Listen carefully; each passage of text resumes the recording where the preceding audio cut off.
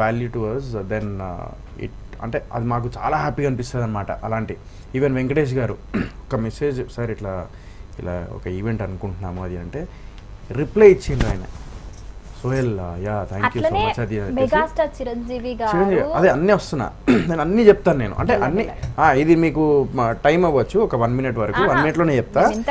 But నేను ఎందుకు చెప్తున్నానంటే ఈ విషయం ఈరోజు నేను ఎందుకు చెప్తున్నా, నా ఎక్స్పీరియన్స్ చెప్తున్నాను.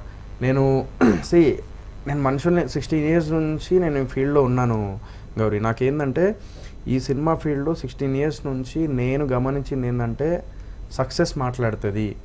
సక్సెస్ ఉన్నప్పుడు ఎవరైనా వస్తారు, సక్సెస్ లేనప్పుడు మన దగ్గరికి వచ్చే వాళ్ళే గొప్ప వాళ్ళు అంట. నేను అది ఏంటిదో నేను చెప్తా. వాళ్ళు ఎవరు అప్పిరెడ్డి థ్యాంక్స్ చెప్పాలి ఆ విషయంలో. మాలాంటి సక్సెస్ కాకపోయినా కూడా సినిమాకి మాకు అంత బడ్జెట్ పెట్టి నమ్మి, ఒక కథను నమ్మి, ఆ కథకి ఇలాంటి యంగ్ టాలెంట్స్ని తీసుకొని మేము సినిమా చేయాలి అని చెప్పేసి అలాంటి ప్రొడ్యూసర్స్ ముందుకు వస్తున్నారు చూడండి, వాళ్ళ గొప్పతనం అది ఫస్ట్ థింగ్. సెకండ్ థింగ్, నేను యంగ్స్టర్స్కి చాలామందికి నేను మెసేజ్ పెట్టిన గౌరీ, నేను ఫ్రాంక్లీ